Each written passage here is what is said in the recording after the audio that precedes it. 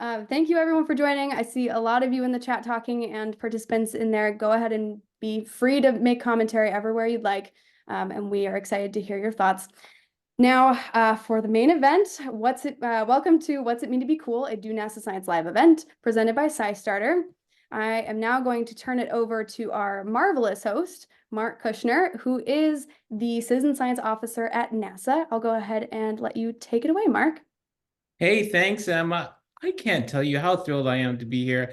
I'm going to be a wreck, though, because this kind of thing, just the chance to meet people from all around the world that have been working on science with us. Um, anyway, I'll try to keep it together. So it's my job to connect volunteers with scientists and scientists with volunteers around NASA and do science together. And we've been doing that for I started this in 2018, and I've been lucky enough to see our portfolio of projects grow pretty much double in size. We now have 40 different projects from all the different divisions of NASA where scientists are working with volunteers and doing some amazing science. I mean, I don't know if I should mention, I'll let Carl mention, he's got some awesome things going on, but hey, everybody in the chat who's saying hi. Great to see you. Thanks for joining us today. So 40 projects.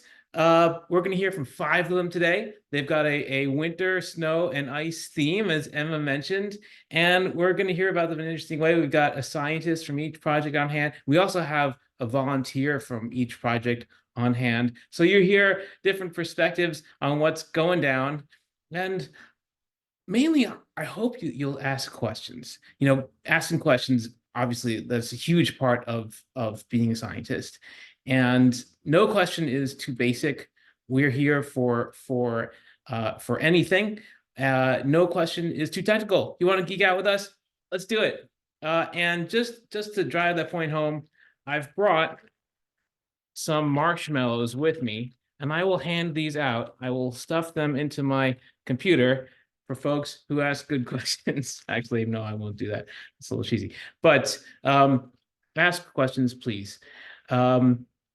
Anyway, let's get this thing going. Our first project and our first speaker is Megan Collins, and she's going to be interviewed by Robin Salthouse, and they're going to talk about the Mountain Rain or Snow Project. Take it away, Megan and Robin. Thank you so much, Marc. My name is Megan Collins. I am based in Nevada, and I am with the Mountain Rain or Snow Project. We are an earth science focused project that invites you to answer one really simple question. What is falling from the sky right now during winter storms? We collect observations of rain, snow, or a mix of the two. And we use those observations to improve the technologies behind kind of the drive our satellite monitoring of weather, so that we can have more accurate observations of what is happening right around the freezing point during winter storms. If you have ever been driving or looking outside and noticed that there's snow falling and the temperature is above freezing, so 34, 35 Fahrenheit or 1 or 2 or 3 degrees Celsius, then you have direct experience with the phenomenon that we are studying. It's really simple to get started. If you are looking at a monitor, if you're looking at this on a screen and you've got your cell phone free, you can clip that QR code there and pick your region. If you are in an area that we have specific regions noted, you can sign up. Or if you're in an area outside, we welcome observations from all over the world. You can just text the I'm going to pop the link in the chat if you're on your phone, and that's a really easy way to get started. So as you can see, these are photos of some of our volunteers. It's lots of fun to track the weather and share what's going on. And one of our volunteers is named Robin, and Robin Salthouse. She's in the Pacific Northwest of the United States. And I welcome you, Robin. Can't wait to chat with you. Thanks, Megan. It's great to meet you. It's really exciting to meet the project engineer for this citizen science research. So I don't live on a mountain, and it really doesn't snow a lot where I am. So is my data important to this project? I love that you asked this question. So the project title is Mountain Rain or Snow, but we welcome observations from sea level all the way up to the highest mountain peak. And the reason that we welcome all observations from all of those elevations is that having a variety of kind of data points from that range of elevations is really important to understand the spread um, of weather. And Robin, if you want to turn on your camera, you can say hi to everyone. So we welcome observations from sea level to the top of the mountain. Yeah, sorry, I can't. I'm trying to undo my video. I'm not being allowed to. So whoever's in charge, if you could open up my video. Here we go. Okay, here I am. Hey. Woohoo! Hey, hi, Mark. So, yeah, I actually live between the Cascades and Olympic mountain ranges. The snowpack doesn't directly affect me. We're in a unique peninsula that doesn't get snowpack, but I know snowpack is so important, especially to the agricultural eastern part of Washington. So what kind of data will you be getting back, or have you gotten back from this research and these observations that are being made? That is a really great question. And your knowledge of the hydrology in your area is so unique. And I think that you share that in common with so many of our community observers. A lot of people know just how important water is to our lives. Water touches us in so many different ways. And this is ultimately a project that answers big questions about water and weather. So whether you're seeing mostly rain or mostly snow, the 30 seconds that you spend to share your observations with us really, really matters, because we have a spread from kind of those warmer temperatures all the way down to those really, really cold ones. In just 5 seasons, we've collected over 40,000 data points so far, and that helps us really paint a big picture, a really nice picture of the transition between rain and snow that is just so hard to predict. I saw someone in the chat saying over 100 observations in the Lake Erie area. Thank you so much. So I want to give a shout out to Robin and everyone who has volunteered, because it is so important wherever you are, and whatever is falling from the sky right now matters a lot. Well, thanks, Megan. And this project is really easy to do. Even on busy days, I just need a few seconds to open up the app and get my data points in. So thanks for making it such an easy and enjoyable project. Absolutely. It's such a pleasure. And since you mentioned that you're a fairly new volunteer, what were your first impressions of the project, and what has it been like so far to participate? It's just been really easy to use, like I said. So I just appreciate that, because I do other citizen science projects. So I can contribute to many because you guys have set it up and made it so easy. So thanks a lot for that. I really enjoy it, and I'm glad it's making a difference. Right on. Thank you so much. We have a pretty unique way of getting people familiar with the project. If you did click that QR code earlier, you'll see that it gives you the option to sign up by text message. All of our trainings arrive. It's really short to get started. They arrive in a short text message by training. And if you reply to any of those messages, you can reach the project team directly. So while we are essentially, we're nationwide and we're global, you can reach the project team with the click of a text at any point. So if you have questions, it's really easy to get those questions answered. If you are in a project region to focus, like I mentioned, you get weather alerts when there's a storm of interest. So, so excited to hear from you all. I love hearing in the chat that if you live on a mountain, you get lots of snow. We can't wait to hear your observations. So thank you so much. Yeah, thanks, Megan. Robin, can I ask, how did you learn about mountain rain or snow? A friend told me about it who knew I do citizen science, so I took advantage. I also participate in Globe Observer, so NASA is part of my citizen science. That's terrific. Thanks so much for doing that, for sciencing with us, for being here tonight. Thanks for a great project, Megan. I see 5 questions in the Q&A. I have like five marshmallows here for y'all. You have to come sometime and pick those up. Can I read some of these? We have time for maybe one more. Time for one more. I've got one here. Let's see. Ooh, how much of this research goes into helping us understand icy moons such as Europa? All right, that's cool. Can we apply what we know about weather on Earth to icy moons? I'm not an astrobiologist, but I would love to know if there's rain or snow happening on Europa. Right. If you are there and you can answer that question, send us your observations. Can't wait to hear from you. I know you don't have anyone on Europa. We're just sending out missions. Well, Megan's gonna, I hope, gonna go check the Q&A box and type some answers to folks. See you Right? there. Okay, great. So keep those questions coming, and thank you both again. And now I get to introduce our very next project and speakers. The Globe Observer Land Cover Project is up next. Holly Cole from the project will be speaking, and Susie Taylor will be interviewing. Now to you, Holly. Thank you so much, Mark. It is so fun to be here tonight. I'm really glad that you guys invited me to join. So as Mark said, I'm Holly Cole. I'm with the GLOBE program. I'm a contractor at NASA Goddard Space Flight Center. And like everything at NASA, GLOBE is an acronym. It stands for the Global Learning and Observations to Benefit the Environment. And it's an international program. It's designed to help students and volunteers of all ages to collect environmental observations in support of Earth system science.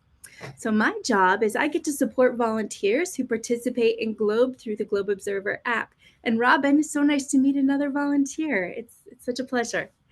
So people can use the app to observe clouds, mosquito habitats, land cover, what's on the land and what we're here talking about today, or trees. And for each cloud, land cover, or trees observation, we ask volunteers to report if there is snow on the ground. And the reason for that is we want to know, we want to collect information that scientists might need to compare GLOBE observations to satellite data. And snow can be one of those difficult things to differentiate from clouds, or it can mask land cover when viewed from above. So it's really nice to have a ground-based verification that there's snow on the ground. People can also use the land cover tool in GLOBE Observer to document snow and ice directly. And you can get involved in GLOBE by downloading the free GLOBE Observer app from Google Play or the App Store. And all the information you need to get started is there in the app. And so far, I'm really excited to say that we are coming up on almost 250 million observations submitted to GLOBE. So I have my volunteer Susie with me today to ask some questions. Susie, would you like to introduce yourself? Sure. Hi, Holly and everybody. I'm Susie Taylor. I work at Montana State University in Bozeman, Montana, and it's awesome to be here. Holly, I have a question for you. I love citizen science because I like feeling like I'm contributing to something larger than myself. So I'd love to know from you, what do you do with my Globe Observer observations? Thank you, Susie. That's probably the question I get the most. And there's a few things. So first off, when you collect a cloud observation with GLOBE Observer, we immediately match that to satellite data. So if there's a satellite overhead when you took that observation, we match those up and we send that satellite data back to you. We are working on doing that for land cover as well. And that's really been driven by the snow and ice community, by the project you're going to hear about next, Fresh Eyes on River Ice. Second is all the data that you submit to GLOBE goes into a free and open database. So students and scientists, or you, communities, have access to that data to do your own research. And we, some of the most recent research that have been with land cover has been around the use of AI to label some of the photos that people collect doing land cover. And those labels are really helpful in helping scientists pull out the data that they need to do like some of the satellite comparisons and other work. And you'll find those publications. We have a publications page on observer.globe.gov. We also support student research with your data. There have been several recent student projects that have been built on land cover. And in fact, in January, we featured a few of the students who presented at the fall American Geophysical Union meeting, which is the biggest meeting of earth scientists. And they had been doing some land cover research with AI as well. And they presented it at that meeting. So we had them come talk to us in January, and we have that recording on our website. But then I turn the question back around to you and say, what can you do with your own GLOBE data? We've started a new function in GLOBE very recently where you can actually put in a request to us to ask volunteers in your area to collect the data that you might need for your own community. And one great example of that is the Fresh Eyes on River Ice project. They were one of our first test projects, and you get to hear all about them next. Cool. I'm definitely nerding out on all the new features. Oh my gosh. I do have one more question for you, Holly. I'm in Montana, so usually ice and snow is not a problem, but I do tend to take most of my observations when there is not snow and ice on the ground. I'm thinking differently about that though. Do you have any tips for collecting a snow or ice observation with Globe Observer? Sure. So first of all, be safe. Sometimes snowy conditions aren't particularly safe. So, safety first. The data is not more important than your well-being. Second, it's really helpful if you can document the site in both snowy conditions and without snow. So we have that long-term comparison of seasonal change. If you'd like to record the snow depth, we don't ask for that, but you can certainly add that to the field notes section in the app. And then when you're classifying snow in land cover, there's a you go into land cover and you say, what do I see on the ground? And snow is included under barren land. But that refers to snow that's always there, like glaciers or snow on a mountain type. So it doesn't refer to the snow that kind of comes and goes seasonally. And so for that, we ask you just to tell us about those conditions in the field notes, and either don't classify or tell us what's normally there. And if you can take a cloud observation at the same time so we know what else was in the sky, and they have that comparison point, that's another really useful thing for us.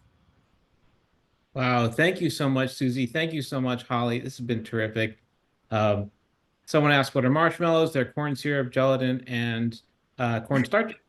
And now we're going to move on to Fresh Eyes on Ice. I've got a big question for Katie Spellman, the scientist on the project, which is I'd love to know how you got those low notes at the TikTok video at the beginning.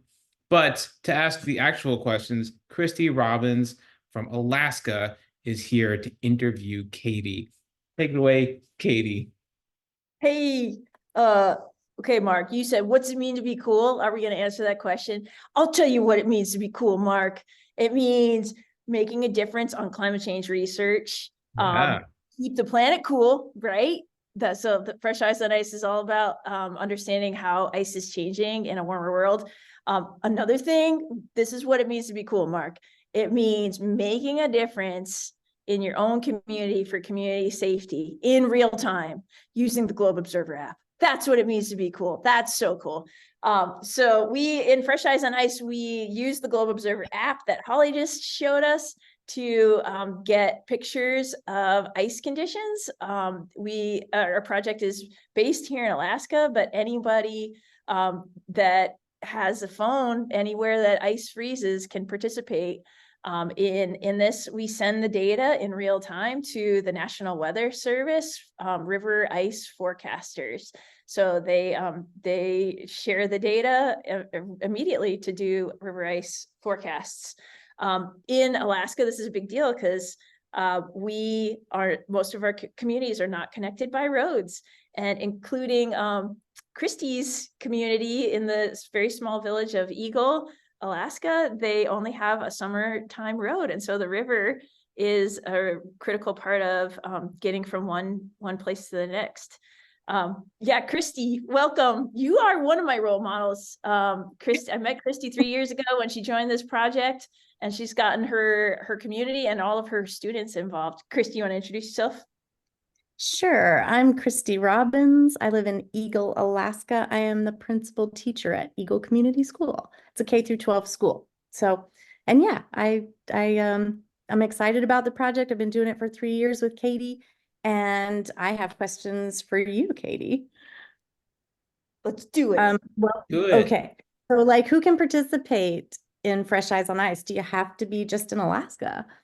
No, you can be in Colorado, you could be in Utah, anywhere that ice forms. I actually was talking to a guy from Texas a couple weeks ago, and he was like, I saw ice in my community. I was like, get your Globe Observer app out and take a photo. We also, similar to what Holly was saying about ice thickness or snow depth, we do collect that information, but we encourage safe observing from the shoreline with the Globe Observer app, because we have some very specific safety training to actually go out on the ice and collect ice thickness measurements. Safety training that you have done yourself, Christy. Yes, I have, as a matter of fact. And I use my Globe Observer, and I do my land cover observations pretty much weekly with a PE walk for my students down to the river, to the Yukon River. But then we also go out onto the ice using the Fresh Eyes on Ice protocols, and we go out and drill and check for snow depth measurements, ice depth measurements. And I got into this project because the National Weather Service contacted me, and we had an elder in our community that was collecting all of this data for years and years, and he was retiring from that role. And he suggested that my students and I take on his role. So we did that, and it's been a lot of fun, and we get to do a lot of neat things, and we get to fly a drone, and we get to record freeze up and break up, and it's a big community event here. So everything about our community revolves around the river and the weather. So it's a big deal.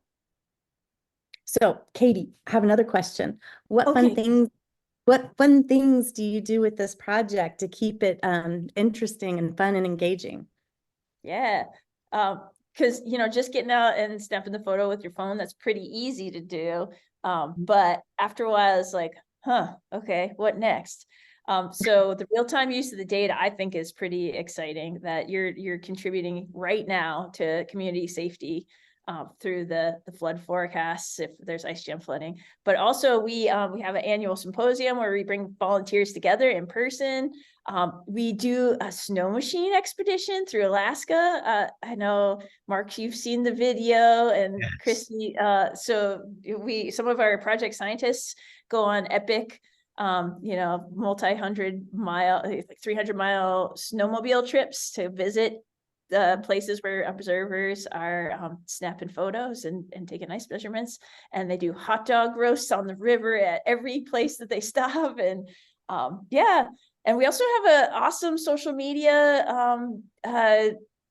channels. We have a Facebook group to share ice observations and ice news and stories. And then we also have, Twitter, or X, I guess now, X and Instagram. And so we do a lot of sharing of stories and community building through social media too.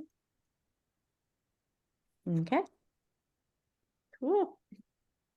Christy, Katie, you are both beyond cool. Yeah.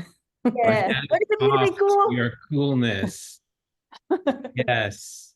Thanks, Mark. So cool. Do we have time for a question, folks? Oh, don't forget, everybody else, all the other panelists, don't forget to answer those questions in the chat. We're getting a good pile of them. That's going to eat through my marshmallows in a very good way. Let's see. How about...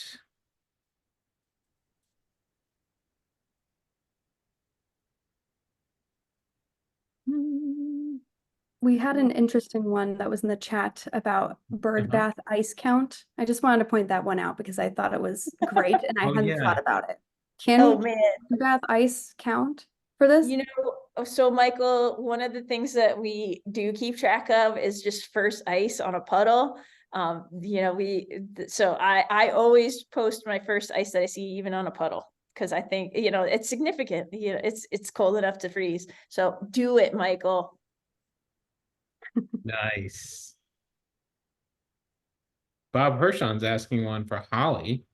Holly, don't forget to answer that when you have a minute. And good, I see Megan's answering questions. We can always come back to these Philip. ones if we want to come back. Philip's asking, how are my photographs more useful than satellite images that can take pictures around the clock? Okay, great question. So cloud cover is a problem, right? And for ice conditions in both the climate change research applications that we use it for here at the University of Alaska Fairbanks, and for community safety, there are some cloud penetrating radar, like synthetic aperture radar, where you can see the river ice through the clouds, but there's no substitute for on the ground observations. We also need it for model validation, so those you can't validate with the same data set that you're making the models with. And so we use those pictures, Christie's pictures and all the observers' pictures, we use them to actually test how good the predictions are that are coming from the satellite imagery. So does that make sense? We're using those pictures in lots of different ways. What about ice in your fridge? No ice in the fridge. Okay, on that note, thank you so much, Katie and Christy. We're going to take a journey in a new direction. We're going to go into outer space. We're going to chase some of the cool objects that we see orbiting the sun. We're going to learn all about the Sungrazer Project and its thousands of comets. Carl Badham is here from the project, and Alan Watson is here all the way from Australia to interview him. Take it away, Carl. All right, thanks so much, Mark. Yep, we're gonna stop talking about cold stuff on Earth now and get into like really, really super cold stuff in space. So my name's Carl Battens. I'm a computational scientist at the Naval Research Lab in Washington, D.C. And I've been in charge of the NASA Sungrazer project since 2003. So over 20 years now, I've been in charge of that project. The goal of Sungrazer is to enable anyone, anywhere in the world, to discover previously unknown comets in images that have been taken by satellites in space, like by NASA satellites, ESA satellites that are studying the sun, or more specifically, they're studying the region of space kind of around the sun. So like the picture that's behind me, if you can see my profile picture, we have these images in space where we block the direct disk of the sun with this solid disk so that the cameras don't get blinded, and then it reveals all the faint atmosphere around the sun. And it turns out there's lots and lots of tiny little comets that are always flying in to that sun. Comets are frozen icy bodies in space. When they go super close to the sun, all of those ices like vaporize, and dust and ice and stuff comes flying off the comet, and we see them for a few hours at a time. So Sungrazer allows people to report these comets to us and get credit for discovering the comets. What's really amazing about Sungrazer, as I mentioned, it's been going for well over 20 years now, and we are right on the cusp of 5,000 discoveries, which is way, way, way more than half of all known comets, all officially recorded comets have come from Sungrazer Project. So it's hugely successful, hugely influential. Like I say, over 23 years running. There's more science that we've got from it that I can even begin to summarize here. So I would just encourage folks to go ahead and check it out, see if it's right for you. It is a very competitive citizen science project, which is good and bad, but it can be very exciting. A little bit challenging, but discovering a new comet truly is a really awesome and unique experience. So definitely recommend folks go ahead and check out the project. Now, I'm also really excited to be joined by one of the project contributors. One of the great joys of running a project for so long is that you get to know these people for so many years. And Alan Watson is here all the way from Australia. He's been with the project for over 20 years now. Wow. And made some fantastic discoveries along the way. So Alan, it's great to meet you finally and to see you here. G'day, Alan Wilson here from Melbourne, Australia. Current temperature is 29 degrees Celsius, which is warm. So no snow here, but snow in the comets. So I've been involved with Sungrazer from about 2005 after seeing an article in Sky and Telescope magazine showing that you can get all of this science image data from NASA, play with it and see things moving and discover a comet. And got involved in SOHO data. And then when Stereo launched, Comet Magnotta, a very big visual comet, was in the satellite data, very spectacular, and learned how to process all of that and find a few more comets in the stereo data. And now we do the same thing with Parker Solar Probe side image data. I'll call it citizen science on the side, basically, because all of this data is available, and Carl and his team are looking at all the solar winds and things, and we get to discover little movers and asteroids and interesting little comets, things like that. So Carl, what sort of people are doing Sungrazer Project? Sort of how old are they? Where are they from? Yeah, that's an awesome question. So I love, there's so many aspects of Sungrazer Project that I love, but the breadth and the diversity of participants. So we have people from all over the world. I mean, obviously you're representing Australia, and I know you've there's 2 or 3 guys down there in Australia that are finding comets, but we've got them from China and Japan and India and all over Europe and North America. I've even received emails from someone in Antarctica asking about Sungrazer Project discovery. So it's something that kind of touches scientists and enthusiasts all over the world. And what's also fantastic is that it appeals to people of all age groups. Our youngest discoverer so far was 12 years old. And we've had a number of teenagers, and with a project that's been running for over 20 years now, some of those teenagers that were with the project 15 years ago have gone on to get their PhDs, and now they're PhD scientists studying astronomy and space science, and they're writing science papers with me and stuff. So seeing kind of the kids grow up and become professional scientists it's definitely one of the greatest thrills of this project. But then at the other end of the spectrum, we've got people that are all the way into retirement, and this is kind of their retirement hobby, to sit down of an evening and pull up some images and casually kind of flicker through the images and look for these tiny little movers that are going through the data. So it's really great. And what I guess what I'd like to ask you is, you've been with the project for so long now. What has kept you kind of motivated? What is it about Sungrazer that kind of keeps you interested? Well, I find it like I have a telescope, but I'm not going to discover a comet by myself from the ground and get my name on it. I know one of our guys has, Mr. Lovejoy. Mm-hmm. But you can use all the different types of data, and you see it's like looking through a ship's porthole and seeing different fish passing by in the ocean.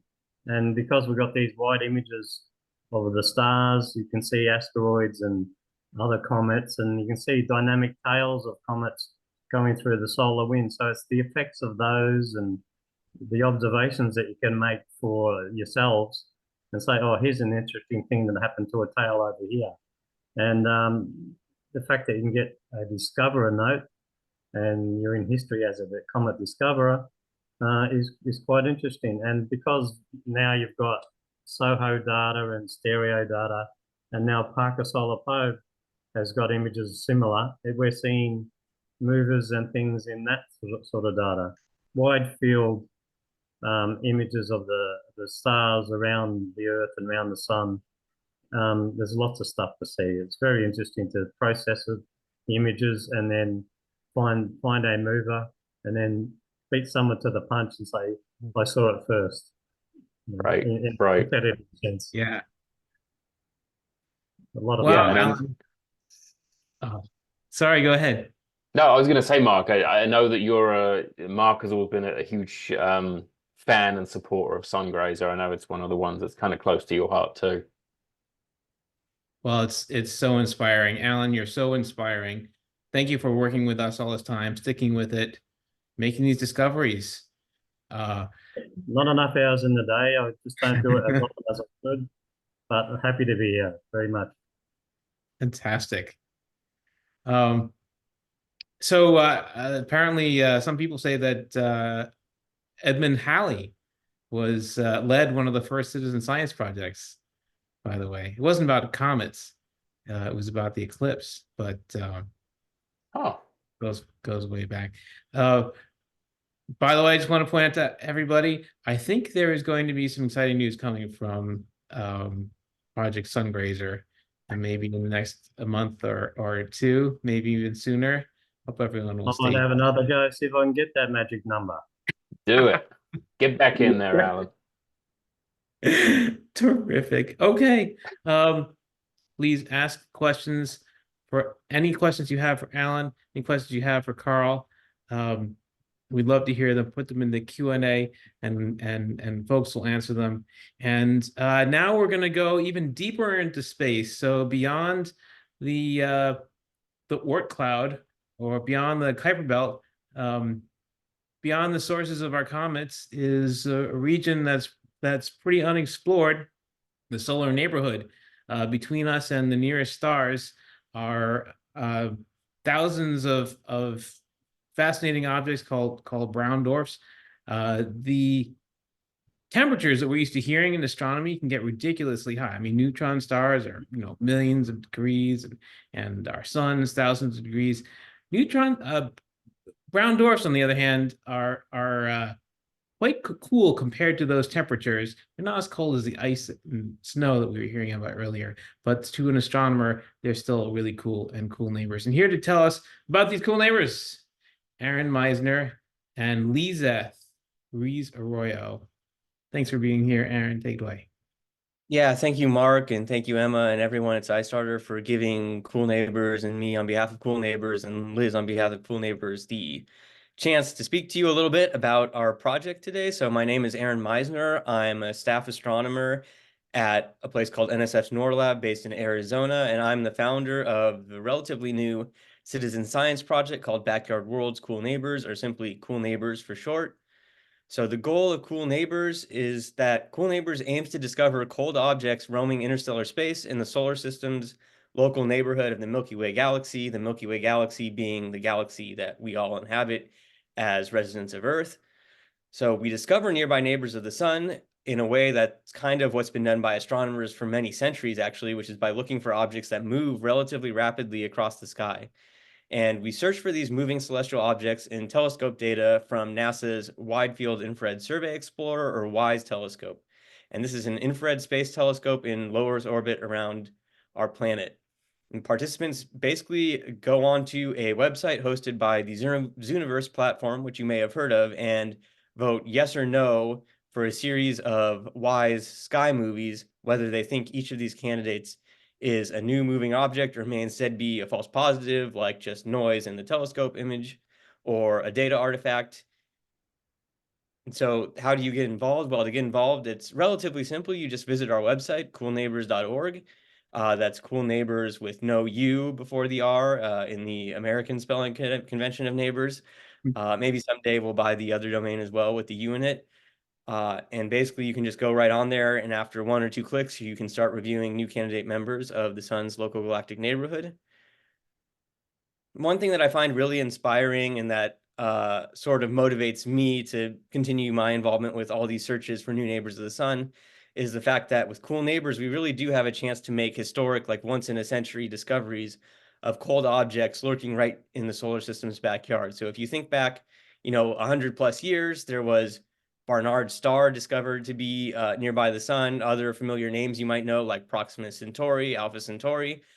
And then for many, many years, almost a century, that census stagnated until we had this new data from WISE in the infrared, which really revolutionizes our ability to see these cold nearby objects that may have been lurking close to us, but overlooked for centuries of astronomy.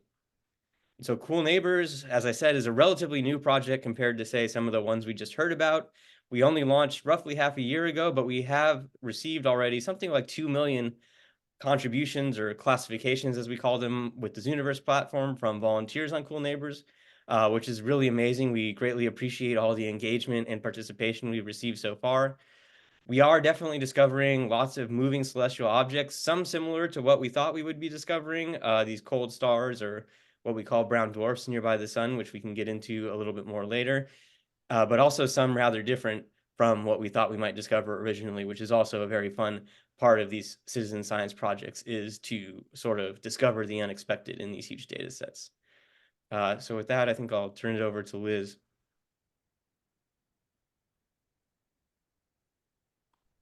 Oh, Liz, you're muted. Can you unmute really fast? Thanks, Aaron. Hi everyone, my name is Lisette Ruiz. I'm from Mexico. I'm a biomedical engineer and a big fan of space and astronomy. So my first question for you, Aaron, is who can participate in Cool Neighbors? Do I need to have some prior knowledge of astronomy? Yeah, thanks a lot. That's a great question, Liz. So we like to think of this in the Backyard World's Cool Neighbors project as trying to maximize participation from anyone, anywhere, regardless of having any formal educational experience or background in astronomy or even any branch of science or math, for example. So we try to make the task and the contribution and the discovery as simple as possible. In Cool Neighbors, it's a simple yes/no vote after looking at time series image of the sky, where we think that the human perception of motion, the sort of pattern recognition element, is something that lots of folks can have, regardless of whether you have any formal education in this area. And so we like to try to think of the barrier as being relatively low or as low as possible to contributing. So some examples of this: anyone with access to an internet connected device can participate in Cool Neighbors. We tried to design the project in a way that would work well, for example, from a smartphone or a tablet, in addition to laptop and desktop computers. And we also think that Cool Neighbors is kind of an example of this movement with data-intensive science and data-intensive astronomy towards democratizing the process of scientific discovery. If you think back several decades now to great contributions made to astronomy by members of the general public, you might think of something like Comet Hale-Bopp, which was co-discovered by an amateur astronomer with a backyard telescope. But if you think about that, you know, I've never had a backyard telescope. Having some sort of custom rig in your backyard, that's a very high barrier, in my opinion, compared to, say, anyone with an internet connected device, although we do acknowledge that that is some non-zero level of barrier that still persists here. And I will also say, as a last comment, our interface has been translated very kindly by our volunteers from English, its original language of being written in, into both French and German. And so we're hoping to expand our repertoire of available languages for the project online as well as time goes on. Okay, that's great. When a citizen scientist discovers a new object like a brown dwarf, what happened with that discovery? Yeah, so we have a very thorough process to try to go from the initial discovery of the volunteer who first laid eyes on it and pointed out that, hey, this is a new neighbor of the sun, all the way up to publication in a peer-reviewed journal in the field of astronomy. So there are a couple different components of this. One is that we do what's called archival data analysis. So we search through basically every archive of existing astronomy data from all of the telescopes that have surveyed the sky in the past. So not just this WISE telescope from NASA that I mentioned. And sometimes even that, though, is not enough, and we need to get custom, what we call follow-up telescope observations from some of the premier ground and space-based observatories that exist today. So examples of the observatories that we've looked at Backyard World's discoveries with so far are the Hubble Space Telescope and the Spitzer Space Telescope. Those are two of the 4 NASA-grade observatories. And most recently, we have had some success at observing many Backyard World's discovered objects with the James Webb Space Telescope, JWST.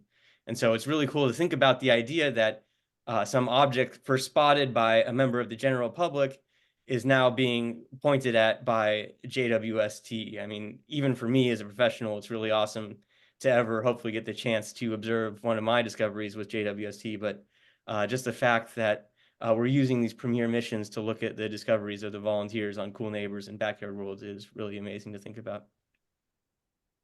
Thank you, Backyard Aaron. World. And the last one, okay. Oh, And the go last ahead.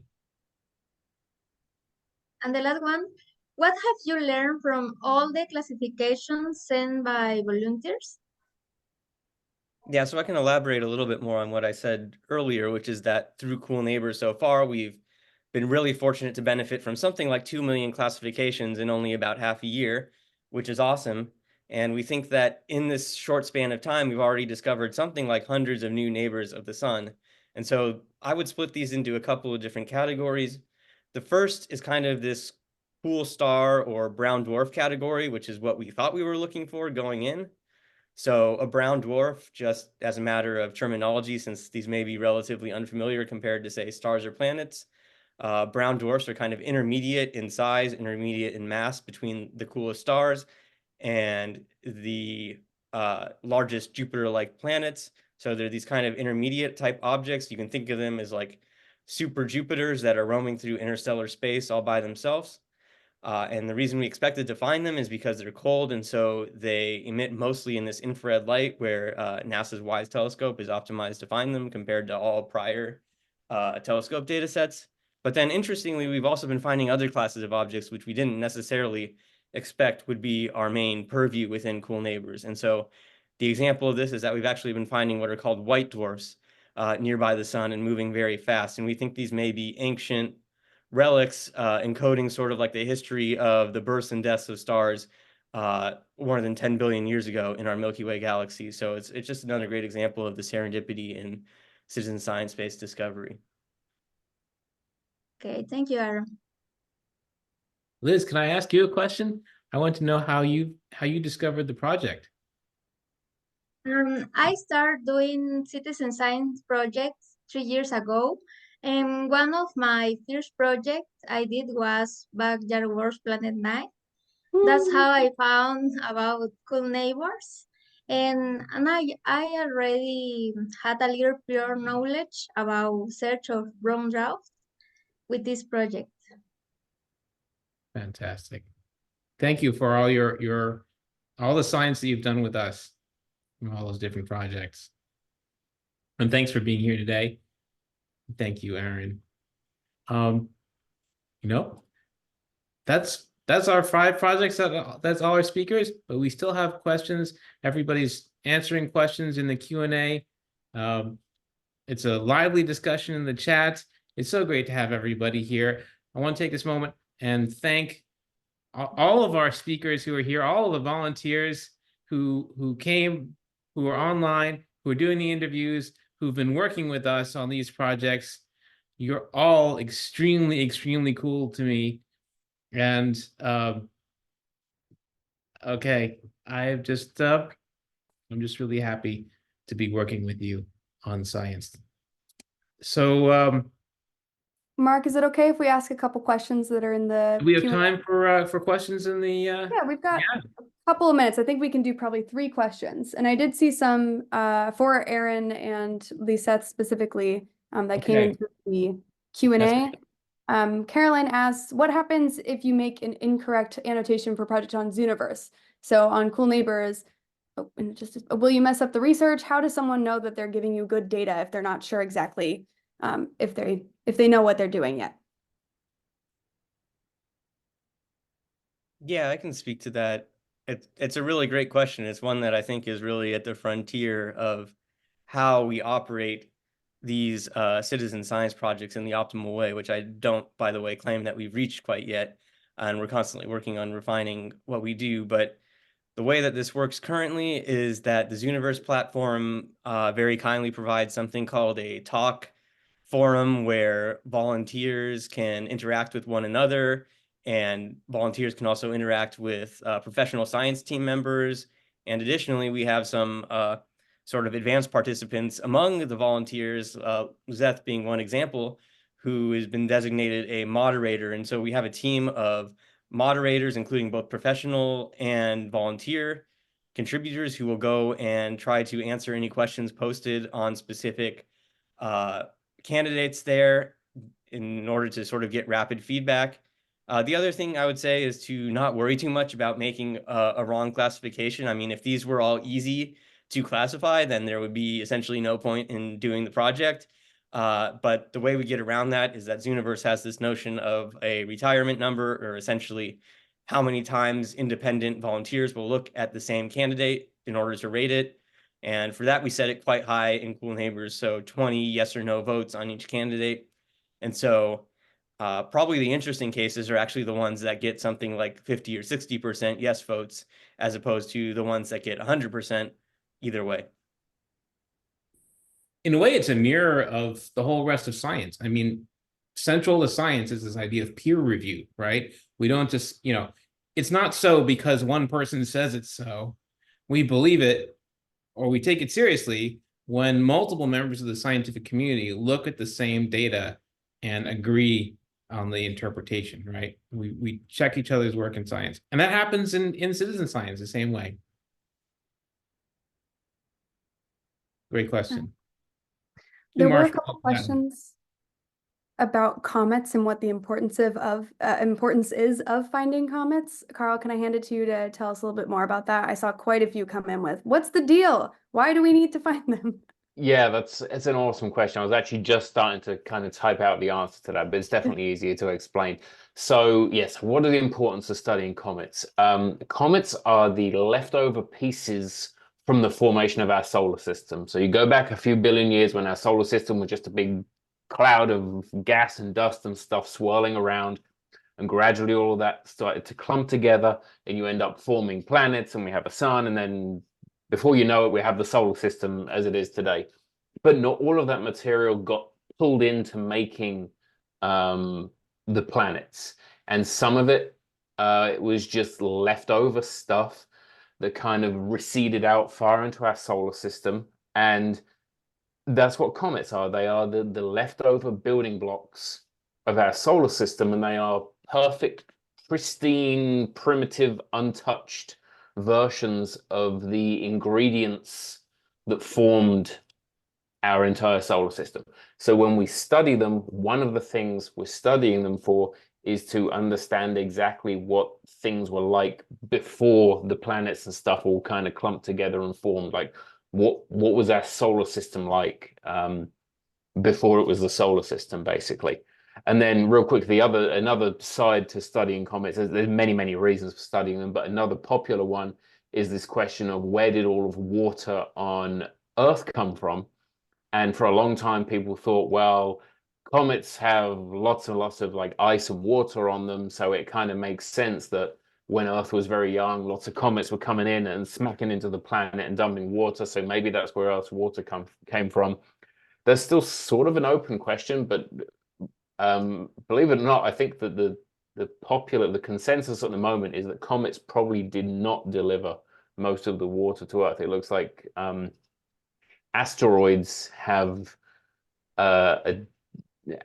and comets have different flavor of water on them, and the water we have on Earth is more like the water that's seen on asteroids. It's just that asteroids don't have a lot on them. But these are reasons we study these small bodies in space, just to try and kind of learn where we came from, how we got here, and that kind of thing.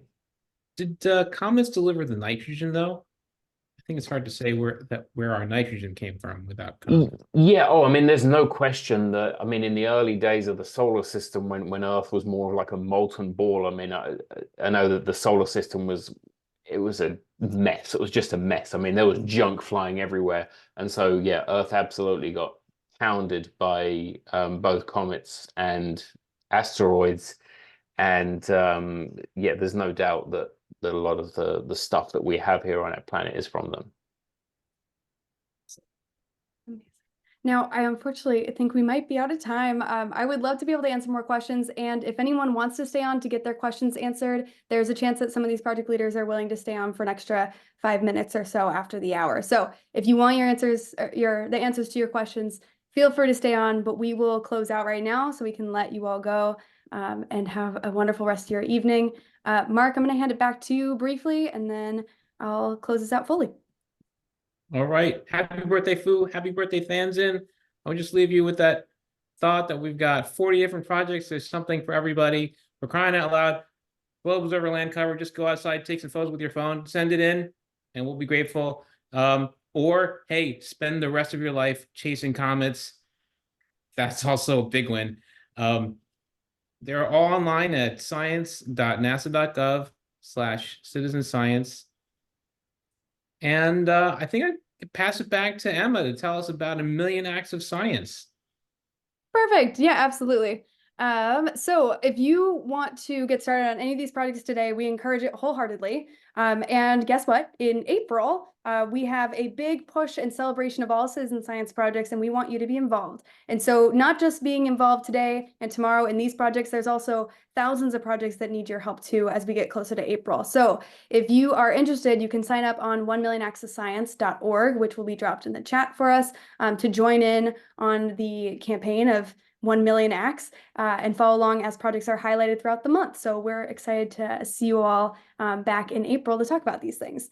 Now, SciStarter has a lot of resources, and so if you are interested in talking to any of these project leaders, your questions weren't answered yet, if you are on SciStarter, you can actually send messages into the project leaders to get your answers. So don't see that this is the end of the conversation. Let this be the start of the conversation. You can also contact us at info@scistarter.org, and you can see our podcast. You can take a training to get a bit of an ego boost.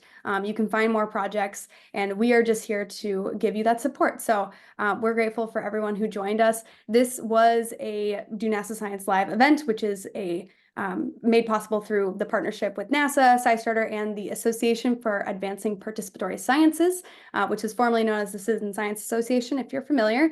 If you'd like to know more, you can go to their website. I just want to take a moment to say thank you so much, Mark, for being an excellent host. We appreciate your thoughts and the way that you hold the room and keep us all together. So thank you so much for helping us and for being our host as the Citizen Science Officer of the NASA Science Mission Directorate. The full title, I just had to say it. Lastly, for any other ideas or thoughts you have about these events, please feel free to answer our short survey. It'll be dropped in the chat as well. And you can just let us know how we're doing. If you want anything else added in the future, we'd love to hear about it. And you can find all of these 5 projects on SciStarter.org/NASA Live, NASA-Live. And for all 40, you can go to the NASA website. And for thousands of them, you can go to SciStarter again. We're all in a partnership together. Too many resources for you, but we're trying to give you all those links, which if any of you are registered, you'll receive an actual document with all the links for you. So if you missed anything today, we will make sure that we cover that for you in that follow-up email. So thank you so much. I'm just going to turn us back one more time over to our speakers picture. All of our wonderful speakers, thank you so much for being here. Volunteers, you are brave and wonderful, and we love how quickly you said yes to meeting with us, and we're so excited to now know all of you. So you have not heard the last of SciStarter. Thank you all project leaders for joining us. I hope you get a giant boost in how excited people were in the chat. I think you will. So have a wonderful rest of your evening, everyone, and we'll see you at the next Do NASA Science Live. I'll go ahead and close this out there. If there are more questions, I'm going to go ahead and pause the recording, but if you're still on here, we can answer more of your questions. So, all right, recording is